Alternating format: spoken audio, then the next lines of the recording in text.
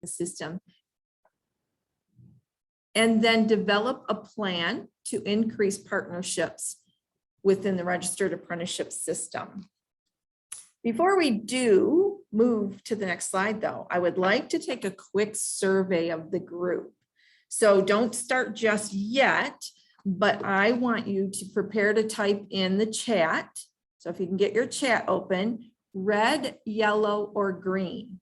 I'd like you to type in about how you would describe your knowledge level of registered apprenticeship. So red, I have my brakes on because I don't know where to start. Yellow, I'm ready to move and I have some knowledge of the opportunities.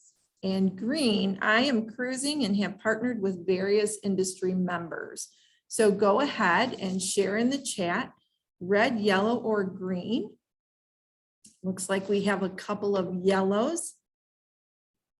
Oh, we have quite a few yellows. Yes, so that's wonderful. So it is really good to be in a place that you have a little bit of knowledge and you really want to know more so that you can take it to a different level and really be able to impact the students that you work with or adults. So for today, hang on one second, it does not seem to want to let me use the, there we go, just was stuck. So what is a registered apprenticeship? So an apprentice is one who's learning by practical experience under skilled workers, and they're learning a trade, an art, or a calling. Now that's an apprentice because there can be an apprentice in anything that we do. It's about coming alongside of someone and learning from the person who has the experience. But registered apprenticeships, that is a little different because an apprentice still is going to be in the registered apprenticeship, but when it is registered, that means it's registered with the Department of Labor, and it becomes a registered apprenticeship that has parameters of what the company is going to do, what the worker is going to do, what the Office of Apprenticeship is going to do in monitoring that apprenticeship. And it is an agreement between the three parties. In a registered apprenticeship, there are always going to be a set of related training instruction, and that can be 2,000 hours of related training instruction that might be needed, and 4,000 hours of on-the-job training. And the training and the related training instruction can go back and forth between on the job and in the classroom. When you have that, that is the ability to work towards the completion of that, to become a journey person. And when you become a journey person, then you have completed your apprenticeship and you receive a Department of Labor registered apprenticeship certificate saying that you did do that. I make that distinction for you because we have wonderful partnerships. I have been in partnership with companies who had great in-house opportunities for employees to come participate as a worker, gain expertise, have benefits that are given to them, even have a mentor that has worked alongside of them. All the elements of a really good registered apprenticeship. But they had just simply chosen not to register it. It is paperwork sometimes that keeps them from doing that. And sometimes it is just that they have their own, wheel that is well oiled and they don't want to add anything to it. However, there's not, something could happen in that instance and it could change the agreement and then maybe not fulfill what that was necessary. So that's why the registered apprenticeship program is a proven model of apprenticeship. And there are those parameters that are brought in to secure both the employer and the employee. A little bit of data for you. So this was during COVID, so 2020. And you can see that it's red. However, Even during COVID, so the effects of COVID on the national economy resulted in a 12% decline in the number of new apprentices. However, it still remained the third highest ever for the registered apprenticeship program. So even during COVID, it had very, very good results. In 2020, more than 221,000 individuals nationwide entered the apprenticeship system. And there was over 636,000 apprentices obtaining skills that they would need to be successful while earning. Another key component of the registered apprenticeship, you may hear things like earn and learn. And so they're earning money while they're learning. You may have heard also of little to no debt, which is also true because the training centers, as you enter into a registered apprenticeship, the training centers are providing that training, or the company has partnered with a community college for the training. And so you're getting the training, and sometimes you are able to have that at little to no debt. In the construction building trades, that is true. You may have boots to buy, you may have some books to buy, but you are not going to pay for the training that you earn.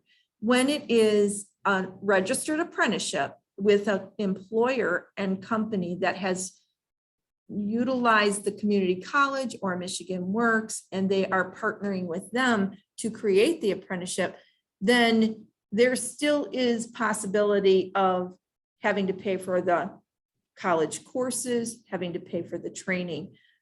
In some instances, especially right now, there is a lot of apprenticeship money. So Michigan was awarded, they came out with the state apprenticeship expansion grant, the SAE, and they were able to award across the state in different pockets monies that could help support the training and could also help support the apprentice.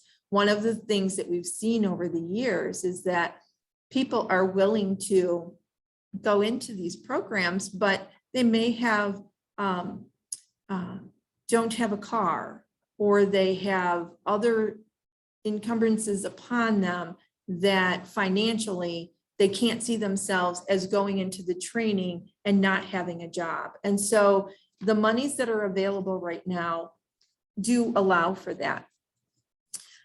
In 2009, the levels were 73% lower than the number of apprenticeship programs that we have currently today. So apprenticeship programs have grown exponentially. This is, just a look at where we focus when we try to work with students to help them understand that industry partnership, what apprenticeship brings. So we have to kind of work at the things that they're already working on. So we are working with them understanding that this kind of learning is going to be relevant. You're learning while you're earning. So the relevancy of the work you're doing is very high. And relationship with business is extremely important when you're working on registered apprenticeship programs, because you want to be able to bring them into partnership with the students. And in the case of having students in high school, with the parents, so that the parents are fully aware as well. So I like to show this because if we keep before us the relevance and the richness, that relationship and the student readiness, but the rigor of the learning that they're going to have, we can help them with all of that planning that comes while they are still in secondary school. Under the student, their process, there is always the awareness, exploration, planning, and preparation. Within the awareness, we're going to be investigating those options with the registered apprenticeship. And one way that we do that is to bring them together or to take our students to them. And so I wanted to make sure to mention for you that in May, the operating engineers, they hold the Michigan Construction Career Days. It is open to all schools. So if you are in a secondary school setting, you are able to take your students to that.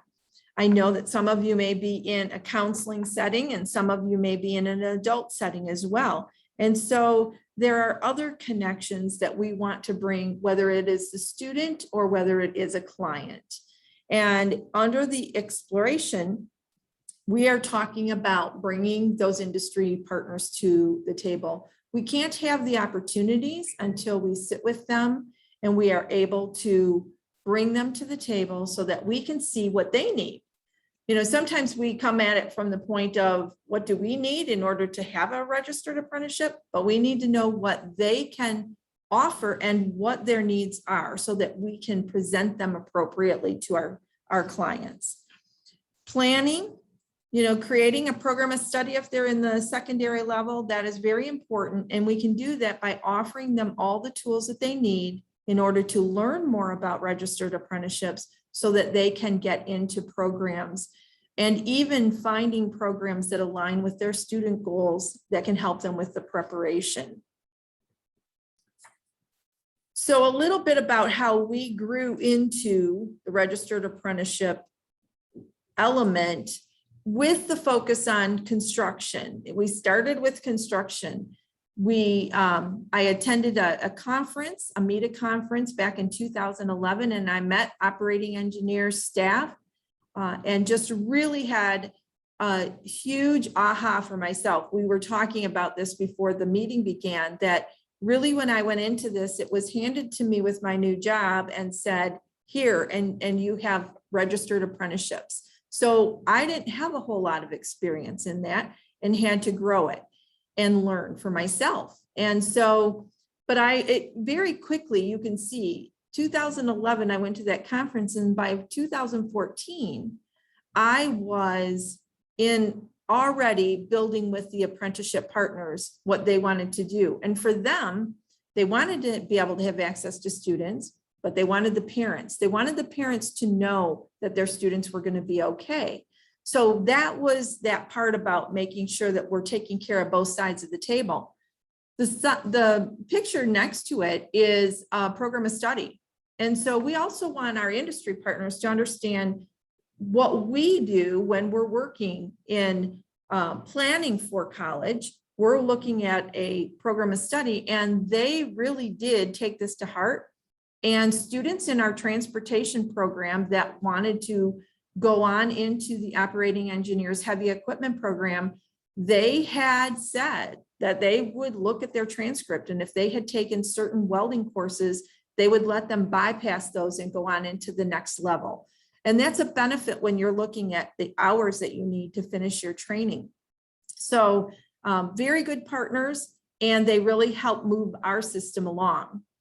We jumped into 2016, and we had been able to, with the laborers, start a school to work summer program. And this was our first group of students. And we did grow across the board in number of students, but also we had some female students join us as well. And in this program, it was about that partnership. We had a partnership with both the LIUNA, which is the Laborers International Union of North America, and then MLTAI, which is the Laborers Training Institute. And you have to, again, have that related training instruction, the on-the-job training. Students participate in this course over the summer for 10 weeks, and they have 5 weeks of the related training instruction, 5 weeks of the on-the-job training instruction. And they earn while they are there. They earn while they are in class, they earn while they are on the job. The in-class is a stipend versus an hourly rate, but they wanted the students to have the same access to funding that any apprentice walking in to their program from, just a start and not coming from a high school, they wanted our students to have the same opportunity. So we've had 6 years completed. We're in our 7th year. And we have had 18 students that have moved from our summer school to work program over those 6 years and on into the registered apprenticeship program with the laborers. We also incorporated for the program when we were able to meet. We're not able to meet right now. So the last 2 years have been a little more difficult for the students because they sure did like having that group recognition. We had members from the state and members from the county, superintendents, parents, students, and then our employers and our industry partners that would attend the signing night. I want to be clear that our signing night is the students signing their commitment to the 10-week program. There are really strong school to registered apprenticeship programs. There's one in Jackson, and their signing night would be an actual signing night into the manufacturing company, because that is a very different program where you have the employer and the school district, and the students are taking courses at the post-secondary level from their CTE program, but they are working in a school to registered program. Ours would be considered a apprenticeship readiness or a pre-apprenticeship program. Once you've begun this relationship, though, your partnerships start to grow. And so we're coming up on the National Apprenticeship Week. It is in November, and we will be participating at different levels throughout Oakland County, some with our training centers and some with opportunity that Operating Engineers is putting on that I will save as a gift to you at the end. But the roadshow is a way for us to now take educators into the training site so that they can not only know more, but be comfortable with what the students would be learning and become an expert in the knowledge that is shared with them so they can share that with students.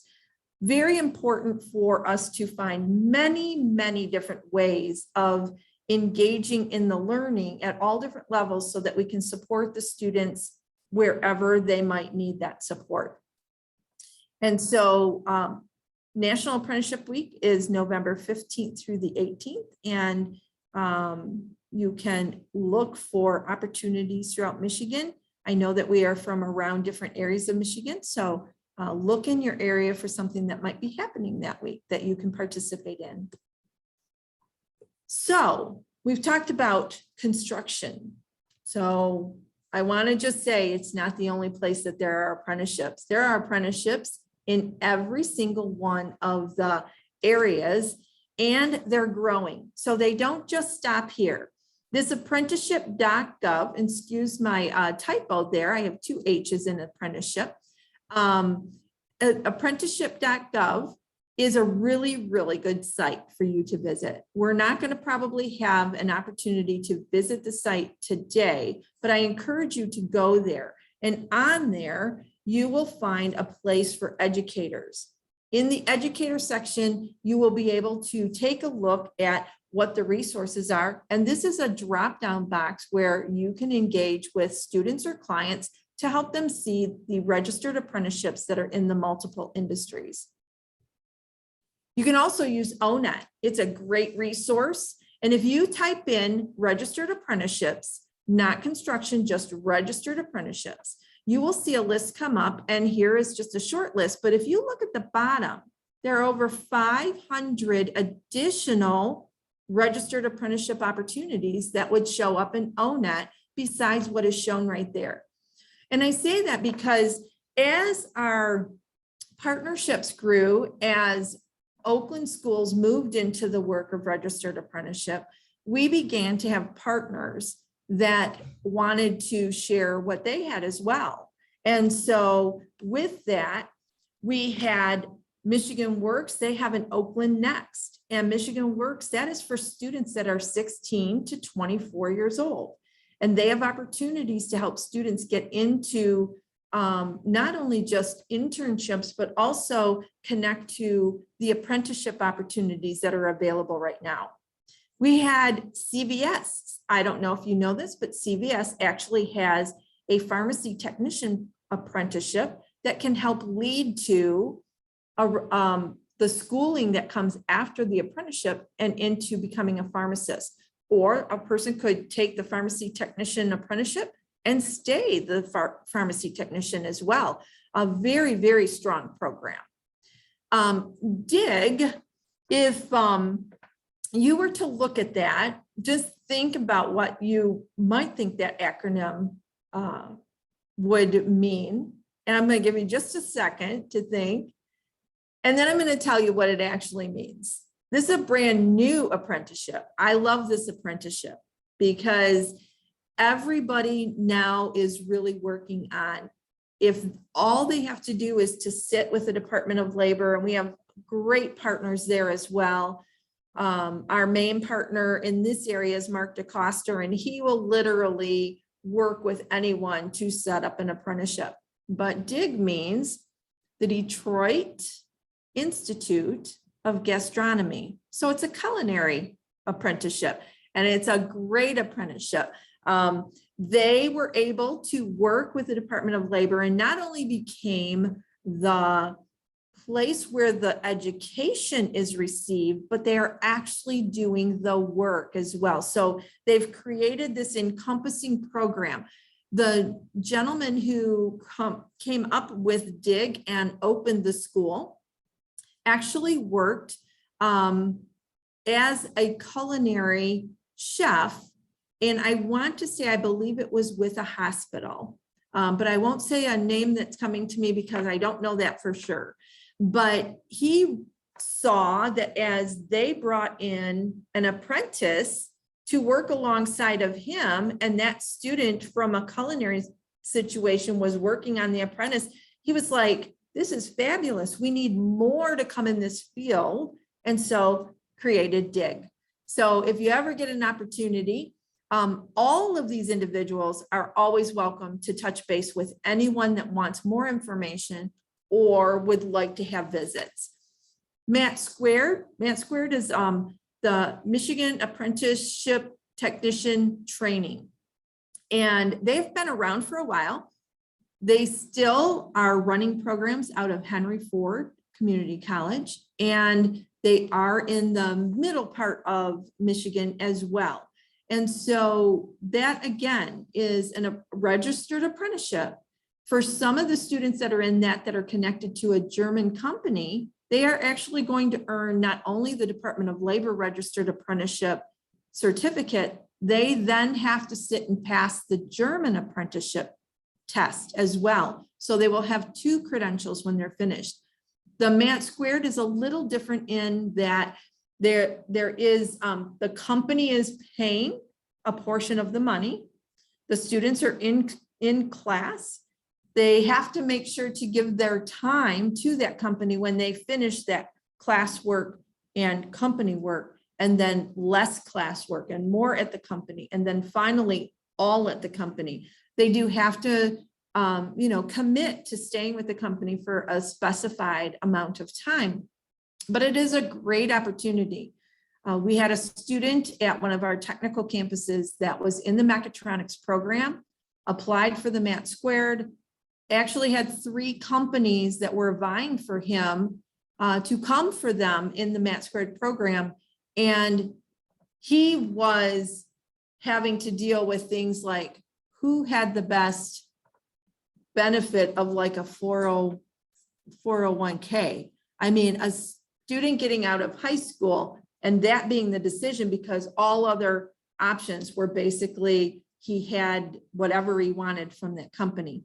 He eventually traveled to Germany, and they would bring him there for additional training so that he could go on into being not just the mechatronics technician, but go on into engineering. So great opportunities and some great success stories out of all of them.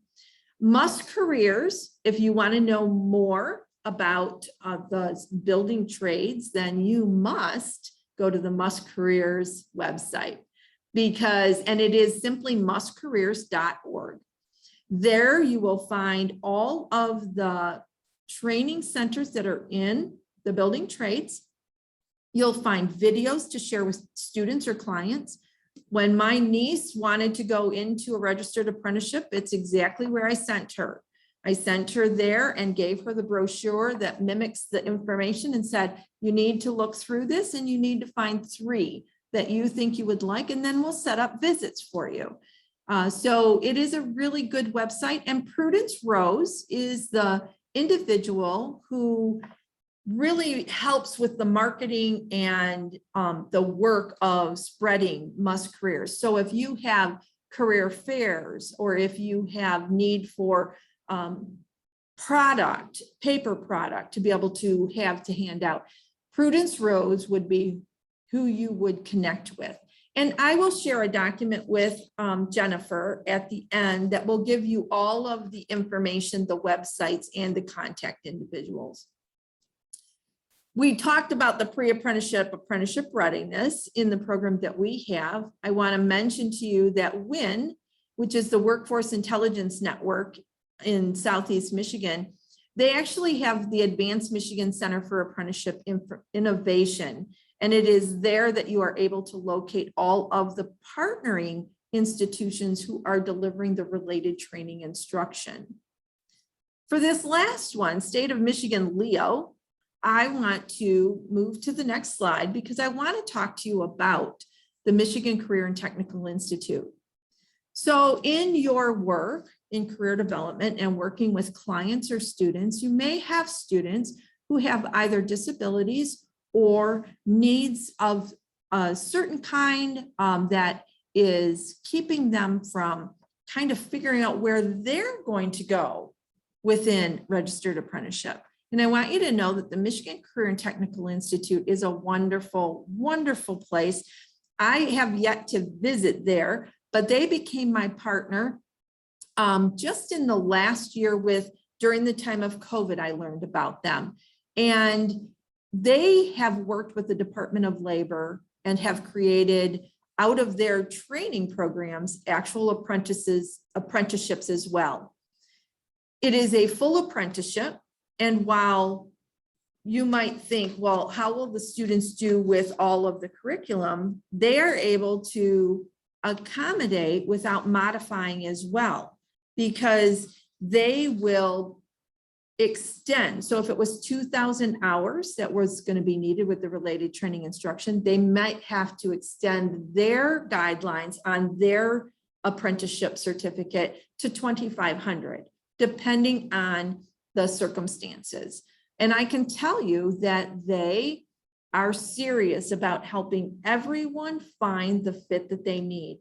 They had a student who had a visual disability and was very interested in the robotics. And so they were able to find a company that would work with them in partnership to, again, not modify, but figure out what those accommodations might need to be. So all of the training was put into a reading system that student could manage.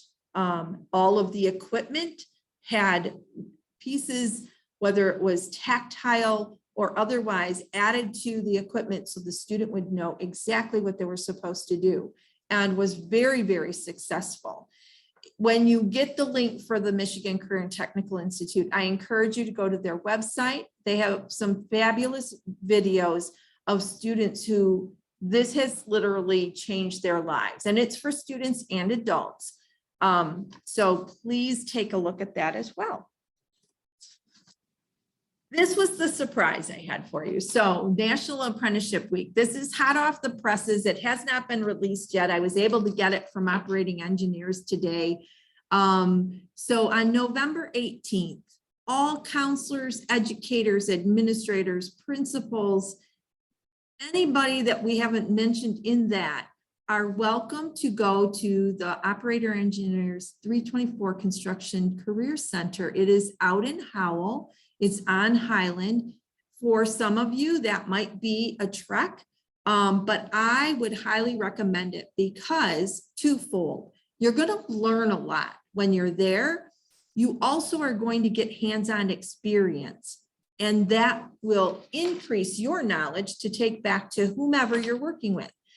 It also, if you are working with students, will give you an idea of how you might then engage your students in May for the Michigan Construction Career Days.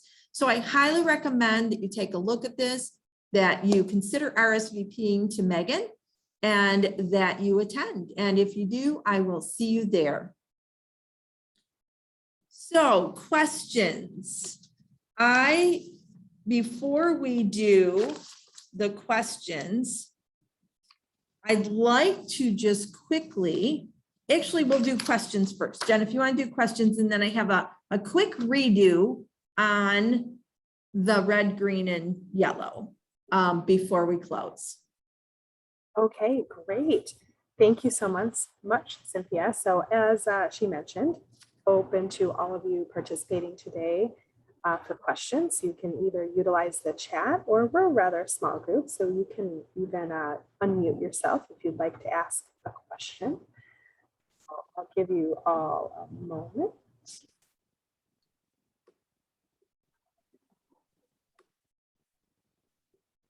This is Krista Harmon. I'm from the Kent ISD. Can you tell me about some of your efforts to educate students about apprenticeships, especially young women?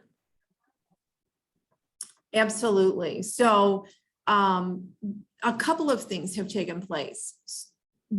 As we began this journey within the construction building trades, we would get ourselves into the classrooms, and we didn't have any females that first year, but females came for the next few years until in 20, because in 20, when we had the COVID impact, we had some females that were going to come into the program, but they were juniors, and our program would not, Oakland schools, because the seniors were graduated students, we were able to let the seniors stay in the program, but we were not able to let the juniors stay in. And so that has been a benefit. I have had young women at the high schools that are in like the woodworking, coming to the meetings for overview, but then sharing with their friends, bringing their friends into the knowledge of this. I also have partnered with the Build Initiative, and the president of that is Rita Brown, and she does a program every year of Project Accelerate. If you've not ever connected with that program, I highly recommend it. Last year it was virtual, and then we had a couple of opportunities for small groups to be on site out at the Carpenters Training Center in Wayland. But they did a great job flipping it and went virtual. She created 3 levels. So it was always just Project Accelerate. And she wanted to be able to engage high school girls, but we weren't going to be able to bring them in. So she thought, if we can do a recap on a Saturday for any of the high school girls that want to learn about this, then we could have the materials ready for them after the Friday session. So that was her way of bringing in the high school girls. She then thought, okay, and that was called Project Ignite.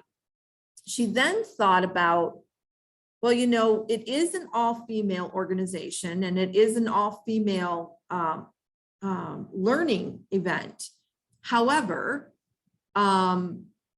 we want the educators to be educated about this, and we're not going to have just female educators that are talking to students, and we want to be able to provide equity for students and for the educators. So Project Spark was created because she felt that the educators would give the spark to the students.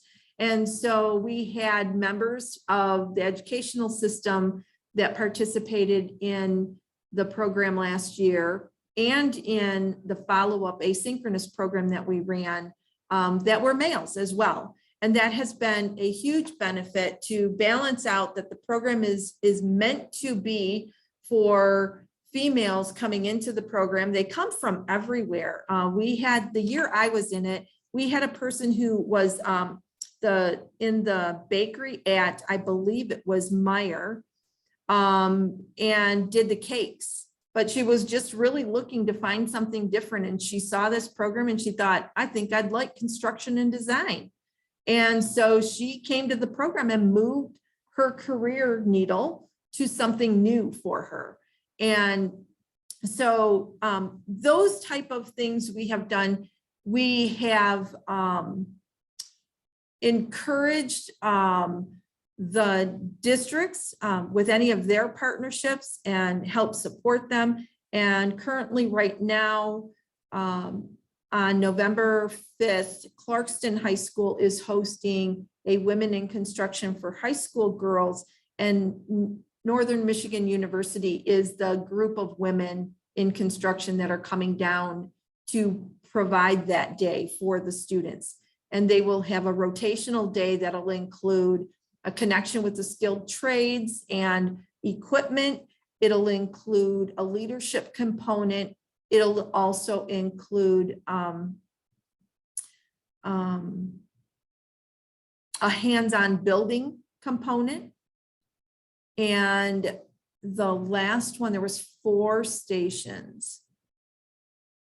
I apologize. I can't remember what the 4th station was, but it's a full day and they will be there, and women in the industry will be around them to encourage them to answer questions. So anytime we can encourage our districts in the work that they're doing, and then, you know, come alongside and provide what we can from Oakland schools, we do try to do that. Thank you, Cynthia. There is a question in the chat. So Mary has a question about how employers are wanting to post their apprenticeships as another way to try and attract talent.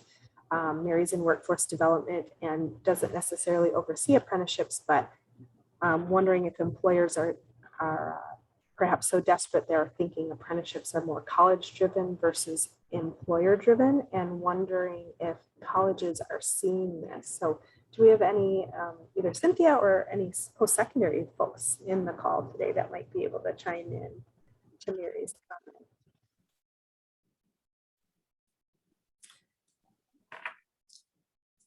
Well, if there's nobody that is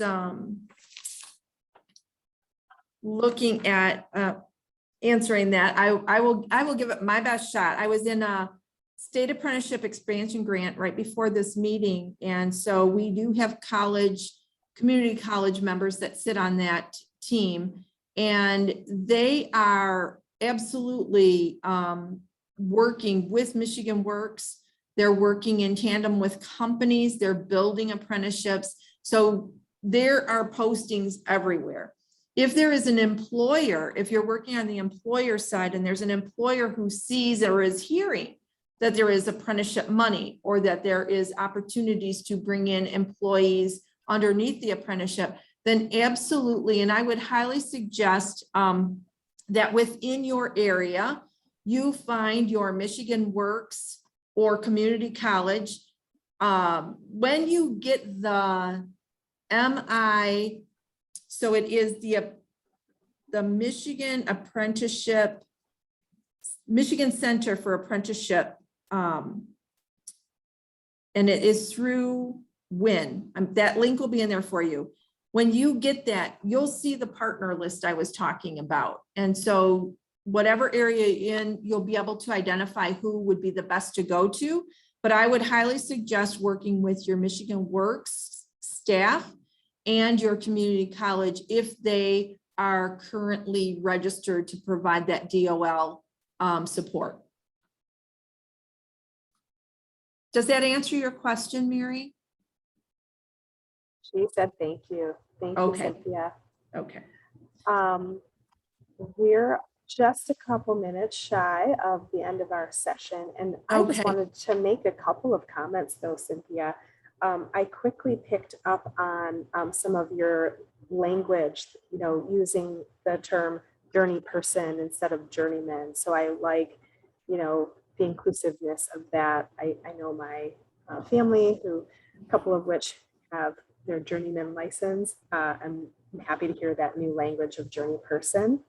I have one quick question. I think this could be beneficial to the group. So what about So apprenticeships, often you have to be 18 to apply. I know you have a pre-apprenticeship program that you described, but for the traditional apprenticeships that begin and you can apply when you're 18, what's a strategy you can suggest between the gap of graduating high school when a student might not yet be 18 to keep them prepared to take that step when they're 18, if that's what they're choosing?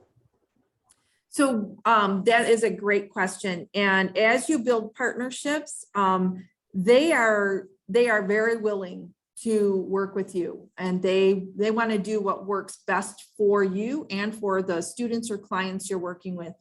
And we have had partners that have held what was called a student day, a senior student day, that seniors are their market. And they would like juniors and seniors because they also don't want to wait until the student is a senior, because they may not, it might have been something they would have thought about, but now they've already got their plan.